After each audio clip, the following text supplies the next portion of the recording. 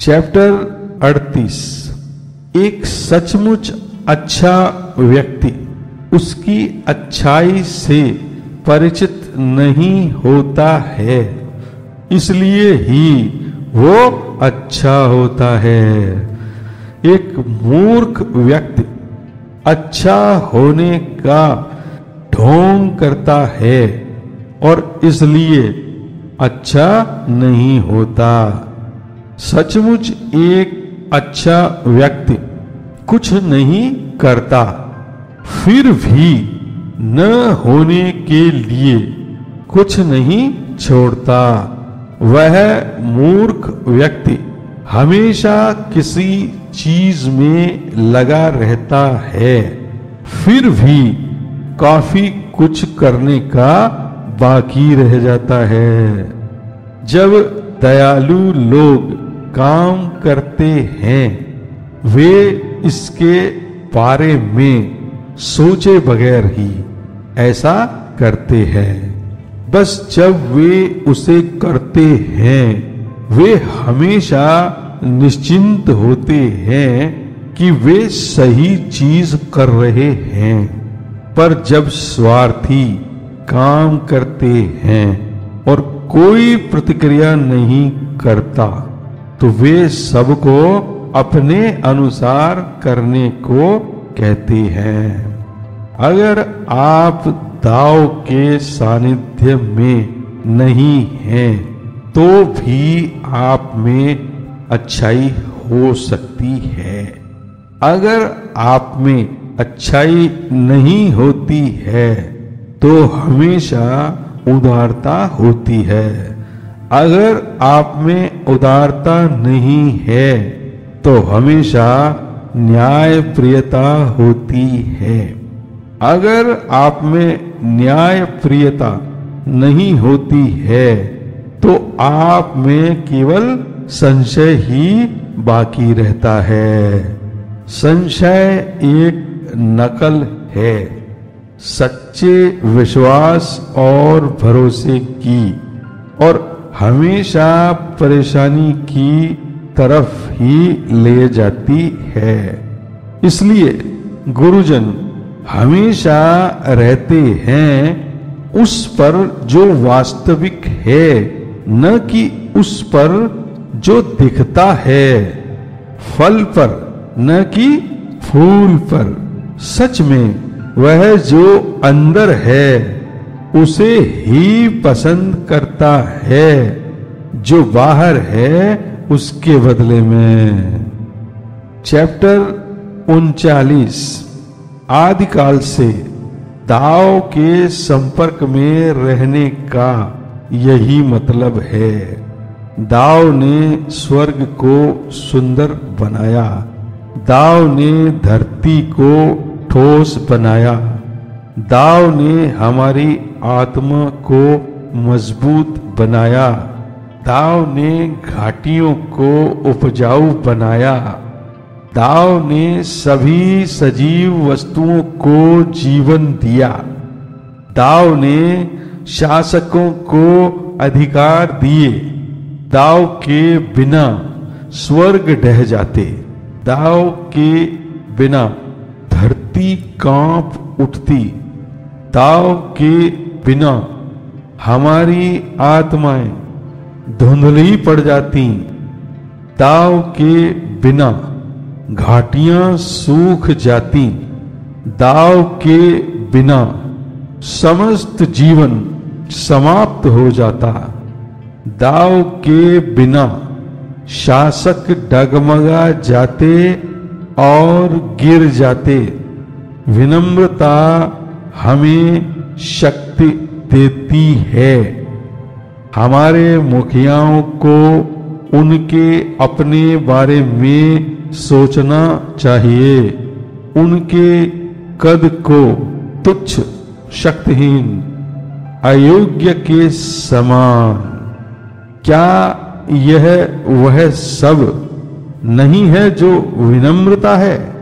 सुदृढ़ बनो, पर खोखली प्रशंसा पर कोई ध्यान मत दो। अपने आप पर ध्यान मत आकर्षित करो, तमाशा मत बनाओ। चैप्टर 40। दाव हमेशा पीछे वापस जा रहा है, जहां से वो आया था। दाव आगे बढ़ता है बिना कोई कदम बढ़ाए। वस्तुओं का अस्तित्व है क्योंकि वस्तुएं हैं। वे हैं क्योंकि वे एक बार नहीं थीं। चैप्टर 41। जब एक बुद्धिमान व्यक्ति दाव के बारे में सुनता है, वह इसके साथ एक हो जाता है। जब एक साधारण व्यक्ति दाव के बारे में सुनता है, वह इसके साथ एक होने की कोशिश करता है, पर फिर इसे छोड़ देता है। जब एक मूर्ख इसके बारे में सुनता है, वह बस हंसता और हंसता है। अगर वह इस पर हंसे नहीं तो यह दाव नहीं रहेगा। इसलिए यह कहा गया है, ज्ञान का रास्ता मंद होता है। आगे बढ़ना पीछे हटने जैसा लगता है। आसान रास्ता मुश्किल लगता है। ज्यादा सामर्थ्य वाले कमजोर प्रतीत होते हैं। जो अति पवित्र होते हैं वे गंदे और भीगे हुए दिखते हैं। गहन विचार सतही लगते हैं। सबसे बड़ी शक्ति कमजोरी प्रतीत होती है। जो सबसे वास्तविक होता है हमें काल्पनिक लगता है। सबसे बड़ी जगह की कोई सीमा नहीं है। सबसे बड़ी प्रतिभा लगता है कुछ नहीं करती। सबसे बड़ी आवाज सुनी नहीं जाती और सबसे बड़ी सुंदरता अदृश्य है। दाव हमसे छुपा है, फिर भी इसका कोई नाम नहीं है। यह सभी वस्तुओं के लिए स्रोत और शक्ति है। चैप्टर 42। दाव से एक की उत्पत्ति हुई, एक से दो हुए, दो से तीन, तीन ने सभी चीजों और सभी जीवों को जन्म दिया। सभी चीजों की एक नकारात्मक प्रवृत्ति होती है जिसे हम यिंग कहते हैं, और सकारात्मक सत्य प्रकृति होती है, उसे हम यांग कहते हैं। इन दोनों के संयोग से वे समन्वय की अवस्था में आते हैं। अतः विनम्र रहने से चीजें फायदेमंद होती हैं और लाभ चाहने से नष्ट होती हैं। जो प्राचीन लोगों ने सिखाया मैं भी ऐसा ही सिखाऊंगा। मनुष्य कहलाने से घृणा करता है शक्तिहीन, तुच्छ या अयोग्य, पर गुरुजन अपने को यही कहलाना पसंद करते हैं, क्योंकि कोई खोकर ही पाता है तो कोई पाकर ही खोता है। जो दूसरे सिखाते हैं मैं भी वही सिखाता हूं, यानी एक हिंसक व्यक्ति की मृत्यु भी हिंसक ही होती है। यह मेरी शिक्षा का सार है। चैप्टर 43। इस ब्रह्मांड की सबसे कोमल वस्तु, ब्रह्मांड की सबसे सख्त वस्तु पर काबू पा लेती है। वह जिसमें कुछ नहीं होता घुस सकती है, जहां कोई जगह नहीं है। अतः मैं जानता हूं निष्कर्म का मूल्य, बिना शब्दों के ज्ञान और बिना कर्म के काम बहुत ही कम लोगों द्वारा समझे जाते हैं। चैप्टर 44। क्या ज्यादा जरूरी है, ख्याति या अच्छाई?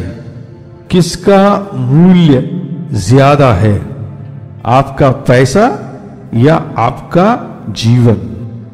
क्या ज्यादा खतरनाक है, जीतना या हारना?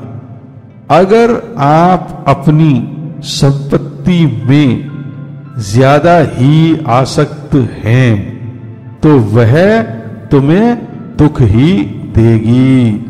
अगर तुम अपनी दौलत से चिपके रहते हो तो तुम काफी नुकसान उठाओगे।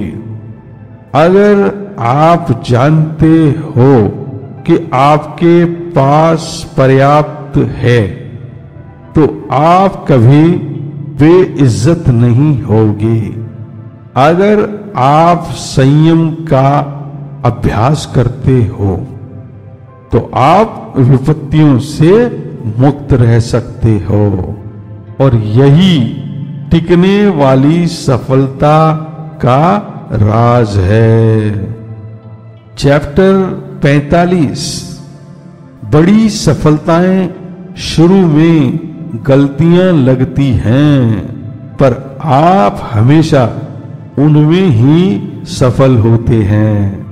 सबसे भरे भंडार खाली लग सकते हैं, पर आप हमेशा उनसे ही पूर्ति कर पाते हैं। सीधी रेखा टेढ़ी दिखती है। सबसे प्रतिभावान लोग भद्दे तरीके से नीचे आ सकते हैं। सबसे वाक चतुर व्यक्ति ज्यादातर शांत होते हैं। जब सर्दी होती है तब आप आस-पास घूमकर गर्म रह सकते हैं। जब गर्मी होती है तब आपको स्थिर और ठंडा रहना चाहिए। पर मौसम कैसा भी हो, अगर आप शांत रहते हैं तो आपके चारों ओर का संसार अपने आप ठीक हो जाएगा। चैप्टर 46। जब दुनिया दाव के साथ एक होती है, घोड़ों का खाद खेतों को उपजाऊ बनाता है। जब दुनिया दाव के साथ एक नहीं होती है तो उन्हीं घोड़ों को युद्ध में ले जाया जाता है। आधिपत्य स्थापित करने से ज्यादा घातक कुछ भी नहीं है। इच्छाओं से खतरनाक कुछ नहीं है। लालच से भयावह कुछ नहीं है। अगर आप जानते हैं कि पर्याप्त ही पर्याप्त है तो आपके पास हमेशा पर्याप्त होता है। चैप्टर 47। यह समझने के लिए आपको अपना कमरा नहीं छोड़ना है कि इस संसार में क्या हो रहा है। स्वर्ग के सौंदर्य को अनुभव करने के लिए आपको खिड़की से बाहर देखने की जरूरत भी नहीं है। जितना दूर आप भटकोगे उतना कम आप जानोगे। गुरुजन इधर उधर नहीं भटकते, वे तो जानते हैं। वे केवल वस्तुओं को देखते नहीं हैं, वे उन्हें समझते हैं। वे कुछ भी नहीं करते पर काम हो जाता है। चैप्टर 48। ज्यादातर हम सीखने का प्रयत्न करते हैं, हर दिन कुछ नया, पर अगर हमें दाव के साथ एक होना है तो हमें हर दिन कुछ न कुछ भूलना होगा, त्यागना होगा।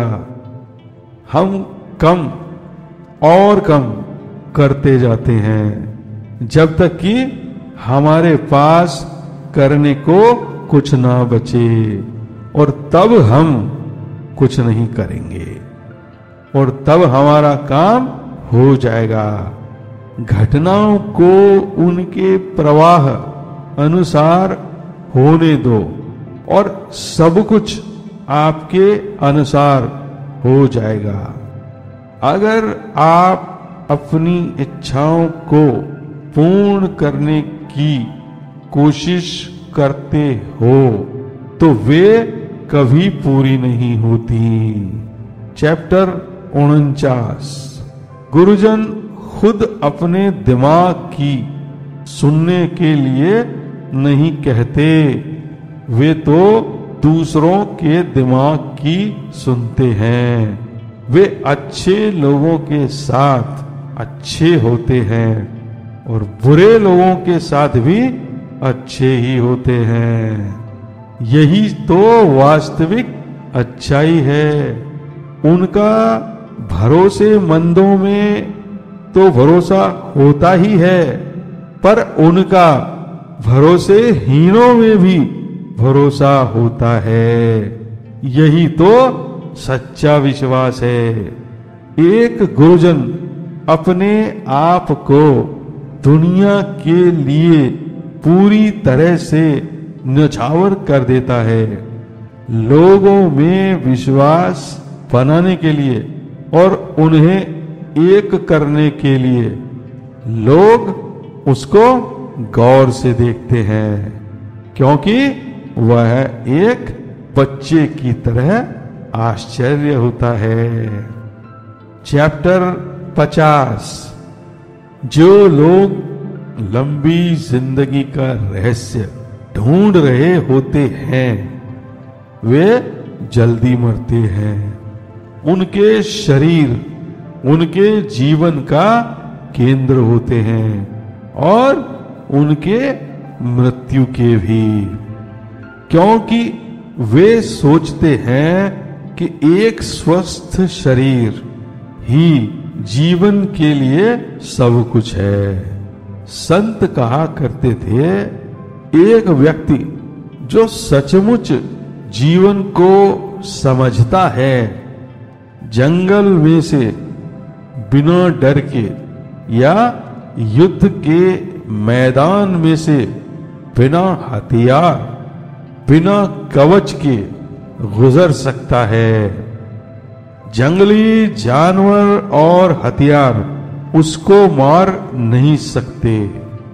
मैं जानता हूं इसका क्या मतलब है। वह मारा नहीं जा सकता क्योंकि उसका शरीर वहां था ही नहीं जहां उसने अपनी मृत्यु रखी थी। चैप्टर 51। सभी चीजें ढाव से ही निकलती हैं, उनका पवित्रता द्वारा पोषण होता है। वे तत्वों की बनी होती हैं और वातावरण द्वारा उन्हें ढाला जाता है। हर चीज डाव का आदर करती है और इसकी शक्ति को समझती है। यह ऐसा ही है। दाव सबको जीवन देता है और इसकी शक्ति उनकी देखरेख करती है, उनका ध्यान रखती है और उनको बढ़ने में सहायता करती है, उनकी रक्षा करती है और उनको सुकून देती है। कोई चीज बनाओ बिना उसमें आसक्त हुए, काम करो बिना उसका श्रेय लिए, लोगों का नेतृत्व करो बिना उन्हें आदेश दिए। यही दाव की शक्ति का रहस्य है। चैप्टर 52। हर चीज दाव से शुरू होती है, सबकी जननी। अगर आप मां को जानते हैं तो आप बच्चों को जानते हैं। अगर आप बच्चों को जानते हैं और मां को याद रखते हैं, आपको जीवन में किसी से डरने की जरूरत नहीं है। अपना मुंह बंद रखो और शांत हो जाओ और तुम्हारा जीवन खुशियों से भर जाएगा। आप सारा समय बोलते हैं, हमेशा कुछ करते रहते हैं, तो आपका जीवन ना उम्मीद हो जाएगा। यह अंतर्दृष्टि मांगता है, वस्तुओं की जटिलता समझने के लिए इसमें ताकत लगती है, बल के आगे झुकने में। इस सामर्थ्य को अपनी अंतर्दृष्टि पर लगे रहने के लिए काम में लो। यह है जिससे दाव के साथ एक हुआ जा सके। चैप्टर 53। अगर मेरे पास थोड़ी सी भी अंतर्दृष्टि है तो मैं दाव के साथ एक होने की कोशिश करूंगा और केवल एक चीज जिसका मुझे डर होगा वो है इससे दूर जाना। यह उतना मुश्किल नहीं है इसके साथ एक होना, पर लोग आसानी से इससे विचलित हो जाते हैं। जब राजा का महल खजाने से भरा होता है तो आम आदमियों के खेत खरपतवार से भरे होते हैं और भोज्य सामग्री खत्म हो गई होती है। आज आप देखते हैं अच्छी पोशाकों में सजे धजे लोगों को तीखी तलवारें हाथ में लिए और भोगते हुए अच्छे खाने और पेय पदार्थ। उनके पास बहुत संपत्ति है, वे काम में ले सकें उससे ज्यादा। वे तो डाकू लुटेरों की तरह हैं। यह निश्चय ही दांव का मार्ग नहीं है। चैप्टर 54। जो चीज दृढ़ता से स्थापित होती है उसे उखाड़ा नहीं जा सकता। जो मजबूती से पकड़ा हुआ होता है वो फिसल नहीं सकता। यह सम्मानित होगी पीढ़ी दर पीढ़ी। स्वयं में सामर्थ्य विकसित कीजिए और सामर्थ्य वास्तविक होगा। इसे परिवार में विकसित कीजिए और सामर्थ्य चारों तरफ होगा। इसे गांव में विकसित कीजिए और सामर्थ्य बढ़ेगा। इसे देश में विकसित कीजिए और सामर्थ्य भरपूर हो जाएगा। इसे ब्रह्मांड में विकसित कीजिए और हर तरफ सामर्थ्य हो जाएगा।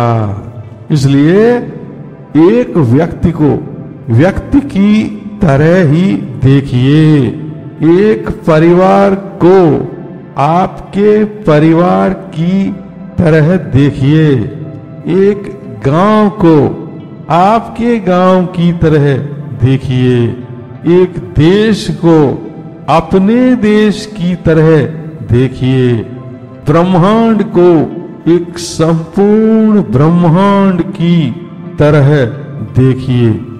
मैं यह सब कैसे जानता हूं? बस जानता हूं। चैप्टर 55। एक व्यक्ति दाव के सामर्थ्य से भरा एक बच्चे की तरह होता है। उसे मधुमक्खियां काटती नहीं हैं, जंगली जानवर उस पर आक्रमण नहीं करते। एक बच्चे में कोमल हड्डियां और कमजोर मांसपेशियां होती हैं, पर एक मजबूत पकड़ भी होती है। उसने कभी पुरुष और स्त्री को नहीं जाना होता, पर तब भी उसमें लिंग खड़ा हो सकता है। वह इसलिए क्योंकि उसका सार बिल्कुल पवित्र होता है। वह सारा दिन रो सकता है बिना अपनी आवाज में दम खोए, क्योंकि वह इस ब्रह्मांड से एक होता है। अगर आप इस ब्रह्मांड से एक होते हैं तो आप अंतर्दृष्टि को जानते हैं, और अगर आप अंतर्दृष्टि को जानते हैं तो आप प्रबुद्ध हो गए होते हैं।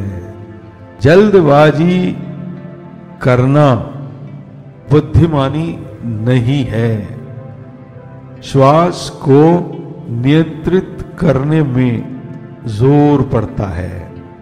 किसी चीज की अति से विनाश होता है। यह दाव का रास्ता नहीं है। वे दाव के साथ संपर्क खो चुके होते हैं, और जब आप दाव के साथ अपना संबंध खो चुके होते हैं तो आप ज्यादा लंबे नहीं टिक पाते हैं। चैप्टर 56। जो जानते हैं वो ज्यादा बोलते नहीं हैं, और जो ज्यादा बोलते हैं वो जानते नहीं हैं। इसलिए अपना मुंह बंद रखो और शांत रहो। आराम करो, चिंताओं के बारे में मत सोचो। लोगों की नजरों से बाहर रहो। इस ब्रह्मांड के साथ एक हो जाओ और दाव के साथ एक बनो। अगर आप दाव के साथ सही होते हैं तो आप चिंतित नहीं होंगे। प्रशंसा या निंदा के बारे में, हारने या जीतने के बारे में, सम्मान या बेइज्जती के बारे में, यही रास्ता है रहने का। चैप्टर 57। आप चला सकते हो एक देश को सिद्धांतों पर रहकर, और आप जीत सकते हो एक युद्ध रणनीति और युद्ध कौशल से, पर आप पूरा संसार पा सकते हो बिना कुछ किए। मैं यह कैसे जानता हूं? मैंने इसे होते देखा है। जितने ज्यादा निषेध एक राष्ट्र लगाता है, उतने ही गरीब उसके लोग हो जाते हैं। जब एक राष्ट्र हथियार जमा करता है तो उसके बाहर और अंदर से विपत्तियां उत्पन्न हो जाती हैं। जब इसके शासक ज्यादा चालाक और चतुर बनते हैं तो परिस्थितियां हाथ से निकल जाती हैं। जब वे इनको और नियम बनाकर ठीक करना चाहते हैं तो केवल और अधिक डाकुओं को बढ़ाते हैं। एक बुद्धिमान नेता अपने आप से कहता है, मैं कुछ नहीं कहता, और लोग अपने आप को बदल लेते हैं।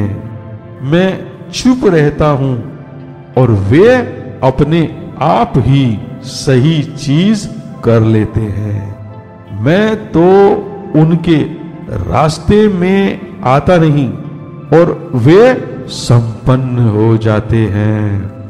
मैं कुछ नहीं चाहता और वे सरल जीवन बिताते हैं। चैप्टर 58। जब एक राष्ट्र पर हल्के तरीके से शासन किया जाता है तो लोग सादा जीवन जीते हैं। जब सरकार सख्त और लोभी हो जाती है तो लोग उसे बेवकूफ बनाने के लिए अपना समय लगाते हैं। दुख वो है जिस पर सुख टिका हुआ है, खुशी वो है जिसमें दुख छुपा हुआ है। कौन जानता है कि भविष्य में क्या है, सुख या दुख? क्या कोई सही मानदंड नहीं है? आज जो सही समझा जाता है वही कल अनुचित बन सकता है। सही दिखने वाले छिप सकते हैं बेईमानी और पापाचार में। बहुत पहले से ही मनुष्य ऐसे भ्रम में रहा है, इसलिए गुरुजन तेज तो होते हैं पर काटते नहीं, नुकीले भी होते हैं पर छेदने वाले नहीं।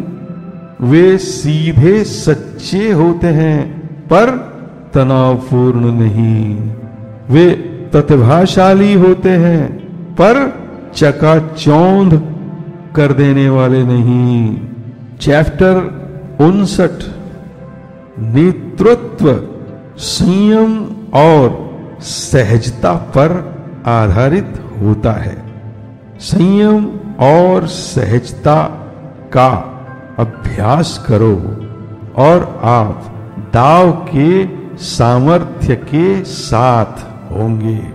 अगर आप दाव के साथ सही होते हैं तो कुछ भी असंभव नहीं है, और अगर कुछ भी असंभव नहीं है तो इसकी कोई सीमा नहीं है कि आप क्या कर सकते हैं। अगर जो आप कर सकते हैं उसकी कोई सीमा नहीं है तो आप एक सच्चे नेता हो सकते हैं, और आप इस रास्ते से लंबे टिक सकते हैं। इस सलाह को याद रखिएगा, अगर आप एक नेता बनना चाहते हैं तो ठोस मिट्टी में गहरी जड़ें गाड़िए। यह मानी जाती है एक गहन और दृढ़ नींव जो एक चिरस्थायी दाव की होती है। चैप्टर 60। जब एक राज्य दाव के अनुसार शासित होता है और आप दाव के अनुसार होते हैं तो आपको बुराई के बारे में चिंता की जरूरत नहीं होती। ऐसा नहीं है कि बुराई में आध्यात्मिक शक्ति नहीं होती, पर हां, आत्माएं खुद आपको नुकसान नहीं पहुंचाती। वैसे भी एक बुद्धिमान नेता अपनी प्रजा को नुकसान नहीं पहुंचाता। अगर केवल नेता और उसके लोग चोट पहुंचने की चिंता न करें तो सारे फायदे उस राज्य के लिए इकट्ठा हो जाएंगे। चैप्टर 61।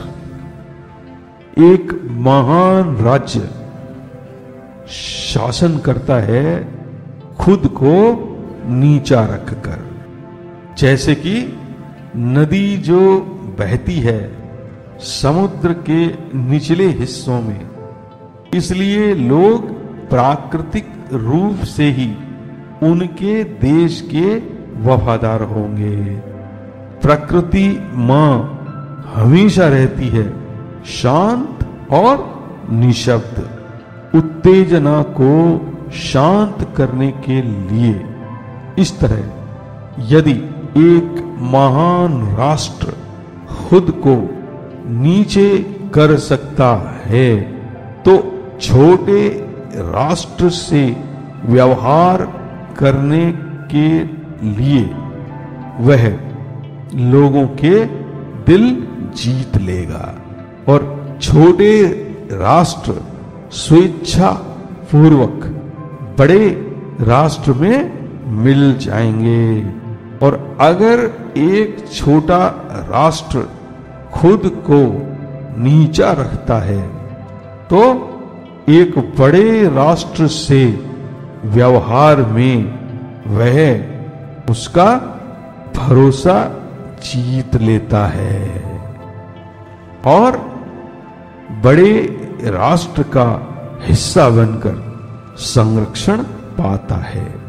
इसलिए जो विजेता होना चाहते हैं उन्हें झुकना भी पड़ेगा और जो जीतते हैं वे झुककर ही विजेता बनते हैं। एक बड़ा राष्ट्र केवल इच्छा करता है लोगों को जोड़ने और शरण देने की, जबकि एक छोटा राष्ट्र केवल यह चाहता है कि वह एक राष्ट्र का एक हिस्सा बनकर उसकी सेवा करे। अब दोनों की इच्छा पूर्ण हो जाती है जो वे चाहते हैं। इसलिए बड़े के लिए खुद को नीचा रखना ही प्राकृतिक है। चैप्टर 62। हर सजीव चीज उसकी शक्ति दाव से पाती है। अच्छे लोग दाव की अहमियत का आदर करते हैं, जबकि मूर्ख और घमंडी नहीं करते। पर फिर भी दाव उनको भी ऊर्जा प्रदान करता है। कुछ लोग ताकत और ख्याति पा लेते हैं उनके आकृष्ट शब्दों द्वारा, दूसरे उनके अच्छे कामों के द्वारा। पर दाव तो सबके लिए उपलब्ध है, बस शक्तिशालियों के लिए ही हो ऐसा नहीं है। इसलिए किसी को भी नीचा मत समझो। इसीलिए दाव को गले लगाना अच्छा है। एक राजा की तरह ताज पहनने से या दौलत और अच्छे घोड़े रखने से गुरुजन हमेशा क्यों दाव का आदर करते रहे हैं?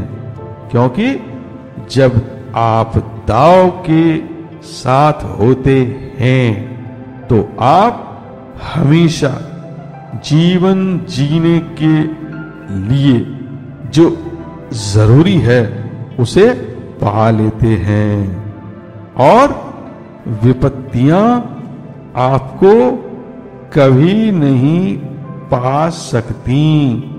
इसलिए यही संसार में सबसे बड़ा आदर है। चैप्टर 63। शांत रहो और बिना व्यक्तिगत इच्छा के कर्म करो, बिना अपने लाभ के कार्य करो, स्वाद की इच्छा के बिना चखो, छोटे बड़े को एक सा समझो, पर्याप्त और कम, और जो दयालु नहीं है उसके लिए भी दयालु बनो। जीवन की प्रतिदिन प्रशंसा करना सीखो, छोटी छोटी चीजों पर ध्यान दो, छोटे से शुरू करो और ऊपर बढ़ते जाओ। जब लोग आपको तकलीफ दें उन्हें जाने दो, हर चीज को उसके जरूरी भागों में बांट लो, काम को पूर्ण करो इससे पहले कि वह एक उबाऊ काम बन जाए। सही तैयारी से मुश्किल काम भी आसानी से पूरे किए जा सकते हैं। हर मुख्य कार्य छोटे छोटे कदमों से बना होता है। गुरुजन कभी भी जितना कर सकें उससे ज्यादा नहीं लेते, इसीलिए वे कुछ भी कर सकते हैं। जितना करके दे सकते हो उससे ज्यादा का कभी वादा मत करो और काम को कम मत आंको। इससे आप चीजों को केवल अपने लिए मुश्किल ही बनाओगे। गुरुजन हमेशा काम में आने वाली बाधाओं को जानते हैं, इसीलिए उन्हें कभी इनका सामना नहीं करना पड़ता। चैप्टर 64।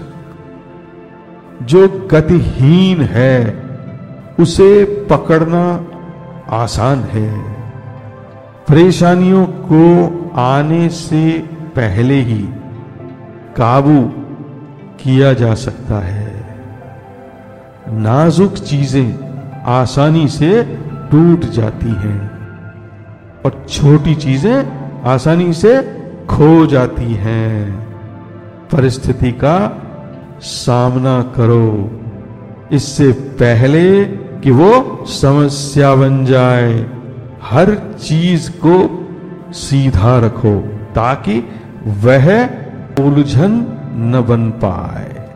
हर पेड़ कभी एक बीज था, हर गगनचुंबी इमारत की शुरुआत एक पावड़े भर मिट्टी से ही हुई थी। 1000 मील की यात्रा भी एक कदम से ही शुरू होती है। जब आप बहुत जोर से कोशिश करते हैं तो आप अपने ही लक्ष्य से भटक जाते हैं। वस्तुओं से अगर लगाव रखोगे तो आप नुकसान ही उठाओगे। गुरुजन कोई यत्न नहीं करते, इसीलिए वे कभी असफल नहीं होते। वे चीजों में आसक्त नहीं होते, इसलिए वे कभी नुकसान महसूस नहीं करते। लोग अक्सर गड़बड़ कर देते हैं। जब काम लगभग हो चुका हो तो आखिरी चीजों को भी उतनी ही अहमियत दीजिए जितनी आप शुरुआती कदमों को देते हैं, और आप उस तरह से गड़बड़ नहीं करोगे। गुरुजन इच्छाओं से मुक्त होने की सोचते हैं। वे कीमती चीजें इकट्ठी नहीं करते। वे किन्हीं विश्वासों पर चिपके नहीं रहते। वे उस पर ध्यान देते हैं जो हर कोई अनदेखा कर देता है। वे इस संसार को दाव के साथ सही होने में मदद करते हैं, पर कोई चीज बदलने की कोशिश नहीं करते। चैप्टर 65। प्राचीन समय में जो नेता दाव के साथ सही होते थे, वे हर किसी को कैसे प्रबुद्ध हुआ जाए नहीं सिखाते थे। वे लोगों के जीवन सरल रखते थे। जो लोग बहुत ज्यादा जानते हैं उन्हें कुछ नहीं सिखाया जा सकता। मुखिया जो चालाक बनने की कोशिश करता है हमेशा चीजों को खराब ही करता है। नेता जो चीजों को सरल रखते हैं वे ही हमेशा चीजें सही रखते हैं। अगर आप यह समझ गए तो आप दाव की रहस्यमयी शक्ति समझ गए। उस तरह की शक्ति इतनी गहरी, इतनी गहन के अस्तित्व के हर स्तर को भेद जाती है। चैप्टर 66। एक समुद्र बड़ा होता है उन 100 नदियों से जो उसमें बहकर आती हैं, और बस वो इंतजार करता है जो वो नदियां लाती हैं उसका, उसे प्राप्त करने का। अगर एक साधु को लोगों को सही दिशा दिखानी है तो उसे विनम्रता से पेश आना होगा। अगर वह उनका नेतृत्व करता है तो उसको उनके पीछे चलना होगा। अगर आप नेतृत्व करना चाहते हैं तो पता लगाइए कि वे लोग कहां जाना चाहते हैं। इस तरह जब वह साधु नेतृत्व करते हैं तो लोग सताए हुए महसूस नहीं करेंगे। लोग ऐसे नेताओं से प्रेम करते हैं जो उन्हें उत्पीड़ित किए बिना सुरक्षित महसूस कराए।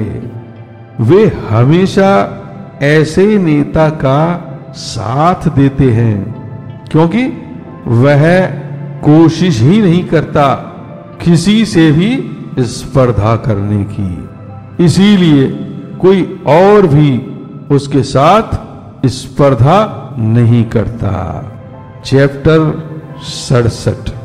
अगर कोई स्वर्ग के अधीन कहता है कि मेरा दाव महान है और सबसे अलग है, क्योंकि यह महान है, यह भिन्न दिखता है, अगर ये भिन्न नहीं होता तो यह बहुत पहले ही गायब हो गया होता। जीवन में 3 सबसे महत्वपूर्ण गुण हैं। पहला, संवेदना या दूसरों के प्रति उदारता और दया दिखाना। दूसरा, सरलता या किसी वस्तु के महत्व को समझना। तीसरा, नम्रता या दूसरों से आगे नहीं निकलने की प्रवृत्ति। दूसरों के प्रति उदारता और दया दिखाने से साहस आता है, उदारता आती है, यह जानने से कि एक वस्तु का महत्व क्या है। सच्चा नेतृत्व शुरू होता है दूसरों से आगे नहीं जाने की प्रवृत्ति से। पर इन दिनों मैं देखता हूं हर एक साहसी होना चाहता है, बिना किसी संवेदना के नामो निशान के। वे उदार होना चाहते हैं, पर उनके जीवन में सरलता नहीं है। वे नेताओं की तरह बनते हैं, पर उनमें विनम्रता का कोई भाव ही नहीं है। इससे कोई भला नहीं हो सकता। अगर आप लोगों से आगे निकलना चाहते हैं तो उन्हें संवेदना दिखाइए। जब दूसरे लोग आप पर आक्रमण करें तो स्वयं को संवेदना द्वारा बचाइए। यह इस ब्रह्मांड में सबसे शक्तिशाली बल है। चैप्टर 68।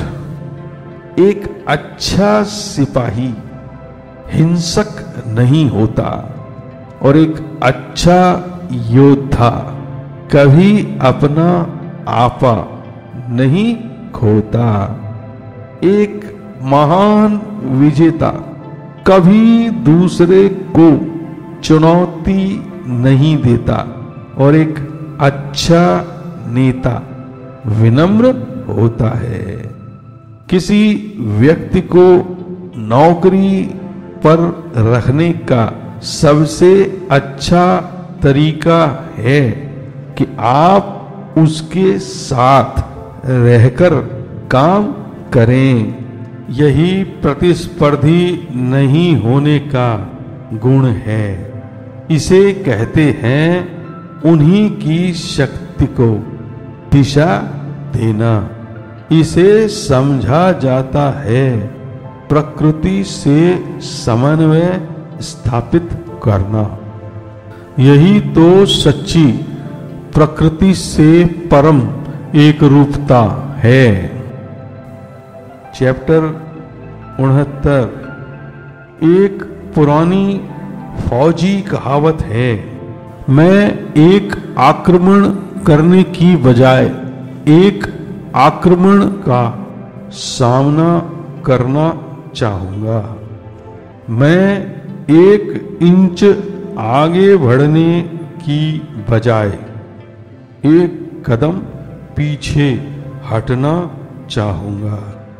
इसे कहते हैं बिना आगे बढ़े आगे बढ़ना, बिना शत्रु पर आक्रमण किए उसे पकड़ लेना, बिना शस्त्रों के सशस्त्र होना। जब आप अपने आप को बिना बल दिखाए बचाते हैं तो आप अपने प्रतिद्वंद्वी को लड़ने के लिए कुछ नहीं देते हैं।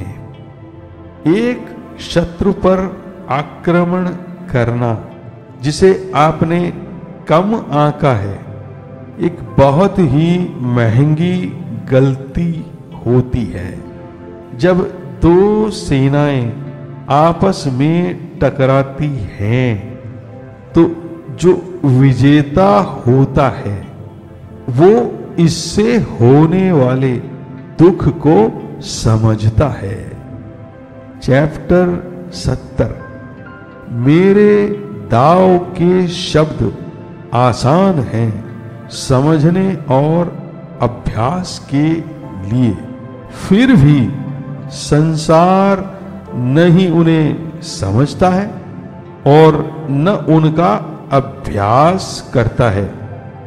मेरे दाव के शब्दों में सूक्ष्म सत्य छिपा है। मेरे कार्यों में दाव का दिखाया रास्ता है, लोग उसे नहीं समझते, इसीलिए वे दाव को नहीं समझे। और जितना वे दाव को कम समझते हैं उतना ही दाव ज्यादा अर्थपूर्ण हो जाता है। इसी कारण से गुरुजन सहज जीवन जीते हैं। उनकी बुद्धिमत्ता उनमें गहरी छुपी होती है। चैप्टर 71। अज्ञानता को जानना शक्ति है, ज्ञान को अनदेखा करना एक बीमारी है। पहले जानिए कि आप बीमार हैं, तभी आप स्वस्थ होने के लिए उसका इलाज कर पाएंगे। गुरुजन खुद अपने चिकित्सक होते हैं। वे अपनी सब कुछ जानने की बीमारी का इलाज कर लेते हैं, इसीलिए वे सचमुच संपूर्ण हैं। चैप्टर 72। जब आप कोई डर नहीं दिखाते हैं तो ब्रह्मांड आपको कुछ देता है सचमुच डरने के लिए। जब लोग आदेशों का आदर नहीं करते हैं तो यह एक बड़ी भूल होती है। लोगों को मत सताओ और उन पर रोक मत लगाओ। उन्हें जो वो हैं रहने दो और वे आपकी तरफ हो जाएंगे। गुरुजन अपने आप को जानते हैं पर वे अपने आप को प्रदर्शित नहीं करते। वे खुद को चाहते भी हैं पर वे जानते हैं कि उनके जीवन का क्या मूल्य है। वे इस सब को जाने देते हैं और जो है उस पर ध्यान लगाते हैं। चैप्टर 73। एक बहादुर और जुनूनी व्यक्ति या तो मारेगा या मरेगा। एक बहादुर और शांत व्यक्ति हमेशा लोगों की जिंदगी बचाने की सोचेगा। अब इन दोनों में से कौन अच्छा और कौन नुकसानदेह है? प्रकृति क्या चाहती है?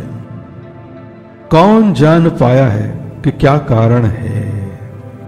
इसलिए गुरुजन सूक्ष्मता को जानते हैं और प्रकृति के रास्ते की गहनता को भी। दाव ऐसे ही काम करता है। यह अपने आप को किसी पर थोपता नहीं है और फिर भी यह सफल हो जाता है। यह चुपचाप अपना काम कर लेता है और हमेशा प्रतिक्रिया करता है। इसे बुलाया नहीं जा सकता। यह जब तैयार होता है तो आ जाता है। यह कभी जल्दबाजी नहीं करता। यह हमेशा समय पर आ जाता है। स्वर्ग का जाल बहुत बड़ा है, इसमें छेद भी बड़े हैं, फिर भी इनमें से छनकर कुछ भी निकल नहीं पाता। चैप्टर 74। जब लोगों को मौत का भय नहीं होता तो इसका कोई मतलब नहीं कि उन्हें मौत से डराया जाए। अगर लोग अपने जीवन का मूल्य जाने और जो नियम तोड़ें उन्हें उसकी सजा दी जाए तो कौन हिम्मत करेगा अपराध करने की। सभी की जन्म और मृत्यु यमराज द्वारा देखी जाती है, पर लोग इसे बदलना चाहते हैं कि यमराज मृत्यु न दे। पर यह तो ऐसा ही है जैसे कि मुख्य बढ़ई को लकड़ी काटने के लिए कहना। जो ऐसा करते हैं वे हमेशा अपने हाथों को चोट पहुंचाते हैं। चैप्टर 75। लोग भूखे मरते हैं क्योंकि सरकारें उन पर मृत्यु समान टैक्स लगा देती हैं। लोग विद्रोह करते हैं क्योंकि सरकार उनका जीवन चलाना चाहती है। लोग ऐसे जीते हैं जैसे जीवन निरर्थक हो क्योंकि सरकार उनका सब कुछ ले लेती है। जो लोग जीवन का आनंद लेना जानते हैं वे बुद्धिमान होते हैं। उनसे जो अपने जीवन को मूल्यहीन समझते हैं। चैप्टर 76। एक बच्चे का शरीर कोमल और नाजुक होता है, एक मृत शरीर कठोर व अकड़ा हुआ होता है। पौधे और पेड़ कोमल होते हैं और जीवन रस से भरे होते हैं। मृत पत्तियां भंगुर और सूखी होती हैं। अगर आप सख्त व अडिग हो तो आप भी मृत समान हो। अगर आप कोमल और लचीले हो तो ही आप सचमुच जीवित हो। जिन सैनिकों को मरने तक लड़ना सिखाया जाता है वे मरते हैं। एक पेड़ जो मुड़ नहीं सकता हवा में टूट जाएगा। एक महत्वपूर्ण कहावत है, जितनी तेजी से वे आए उतनी ही तेजी से वे चले गए। सख्त और ताकतवर असफल हो जाते हैं, विनम्र और कमजोर जीत जाते हैं। चैप्टर 77। दाव का स्वरूप एक धनुष की प्रत्यंचा खींचने जैसा है। जब उसे बहुत जोर से खींचा जाता है तो उसे वापस ढीला छोड़ना पड़ता है ताकि वह टूट न जाए। जब बहुत आराम से खींचा जाता है तो उसे और खींचने की जरूरत पड़ती है। ज्यादती को कम किया जाता है और कमी को बढ़ाया जाता है। दाव जहां है वहां से ऊर्जा लेता है और जहां इसकी जरूरत है उसे वहां भेजता है। पर ज्यादातर लोग उनसे लेते हैं जिनके पास पर्याप्त है ही नहीं। क्यों? ताकि जिनके पास पहले ही सब कुछ है उनके पास और हो सके। तो इस संसार में कौन दूसरों के प्रति ज्यादा उदार है? जो लोग दाव के संपर्क में हैं वे अपना काम बिना श्रेय लिए ही करते हैं। वे काम करते हैं और आगे बढ़ जाते हैं। वे उसका प्रदर्शन करने में कभी रुचि नहीं रखते। चैप्टर 78। पानी से ज्यादा नरम और लचीला कुछ भी नहीं है, पर समय देने से यह सख्त से सख्त चट्टान को भी काट देता है। इसी तरह एक कमजोर एक ताकतवर को हराता है और एक कोमल एक सख्त से जीत जाता है। हर कोई इसे जानता है, तो हम इसे अपने जीवन में लागू क्यों नहीं करते? प्राचीन ऋषि कहते थे, लोगों की समस्याओं को समझो और आप उनके नेता बन सकते हो। इस संसार की समस्याओं को समझो और आप भी गुरु बन सकते हो। पर कभी कभी सच्चे शब्द लगते हैं दुनियादारी से उल्टे। चैप्टर 79। जब दो विवादियों के बीच शांति करवा दी जाती है तो उनके बीच हमेशा कुछ विवाद बचा ही रहता है। तो यह कैसे एक अच्छा काम बन सकता है? तो हम इसे एक पूरी तरह से अच्छा काम कैसे कह सकते हैं?